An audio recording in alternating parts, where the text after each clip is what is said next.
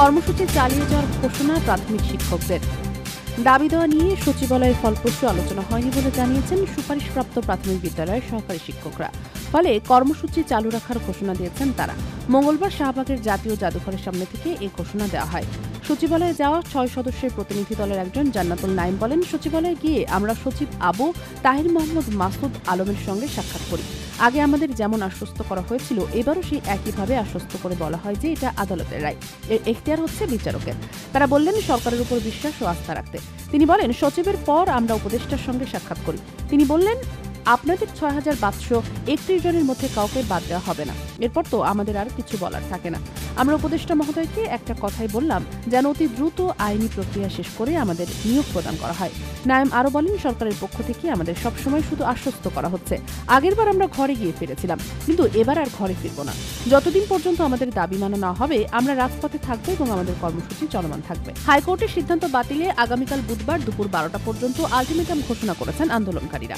এর মধ্যে দাবি বাস্তবায়ন না হলে কঠোর কর্মসূচির ঘোষণা করা হবে বলে জানানো হয়। এর আগে গতকালও প্রাথমিকের সুপারিশপ্রাপ্ত শিক্ষকরা শাহবাগ মোড়ে অবস্থান নিয়ে অবরোধ করেছিলেন। পরে পুলিশ জলকামান, সাউন্ড গ্রেনেড, লাঠিচার্জ এবং কাঁদানি গ্যাস ব্যবহার করে তাদের সরিয়ে দেয়। তখন বেশ কয়েকজনকে পুলিশ হেফাজতে নেওয়া হয়। সংশ্লিষ্ট সুপারিশপ্রাপ্ত শিক্ষকরা বলছেন, প্রাথমিক সহকারী শিক্ষক নিয়োগ ২০২৩ বিজ্ঞপ্তি ৩টি ধাপে দেওয়া হয়েছিল।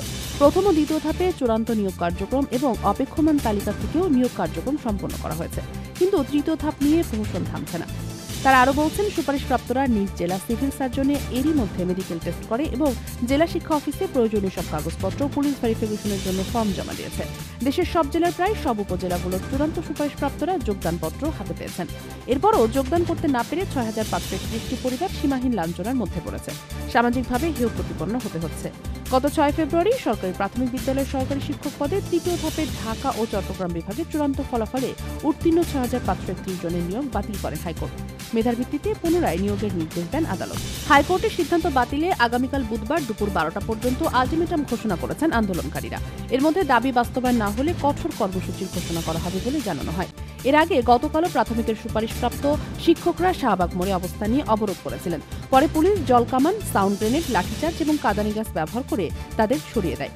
তখন বেশ কয়েকজনকে পুলিশ হেফাজতে নেওয়া হয়। সংশ্লিষ্ট সুপারিশপ্রাপ্ত শিক্ষকরা বলছেন, প্রাথমিক সহকারী শিক্ষক নিয়োগ ২০২৩ বিজ্ঞপ্তি ৩টি ধাপে দেওয়া হয়েছিল। প্রথম ও দ্বিতীয় ধাপে চূড়ান্ত নিয়োগ কার্যক্রম এবং অপেক্ষমান তালিকা থেকেও নিয়োগ কার্যক্রম সম্পন্ন করা হয়েছে, কিন্তু তৃতীয় ধাপ নিয়ে প্রহসন থামছে না। তারা আরও বলছেন, সুপারিশপ্রাপ্তরা নিজ জেলা সিভিল সার্জনে এরই মধ্যে মেডিকেল টেস্ট করে এবং জেলা শিক্ষা অফিসে প্রয়োজনীয় সব কাগজপত্র পুলিশ ভেরিফিকেশনের জন্য ফর্ম জমা দিয়েছে। দেশের সব জেলার প্রায় সব উপজেলাগুলোর চূড়ান্ত সুপারিশপ্রাপ্তরা যোগদানপত্র হাতে পেয়েছেন। এরপরও যোগদান করতে না পেরে ৬,৫৩১টি পরিবার সীমাহীন লাঞ্ছনার মধ্যে পড়েছে। সামাজিকভাবে হেয় প্রতিপন্ন হতে হচ্ছে। গত ৬ ফেব্রুয়ারি সরকারি প্রাথমিক বিদ্যালয়ের সহকারী শিক্ষক পদে তৃতীয় ধাপে ঢাকা ও চট্টগ্রাম বিভাগে চূড়ান্ত ফলাফলে উত্তীর্ণ ৬,৫৩১ জনের নিয়োগ বাতিল করেন হাইকোর্ট। মেধার ভিত্তিতে পুনরায় নিয়োগের নির্দেশ দেন আদালত।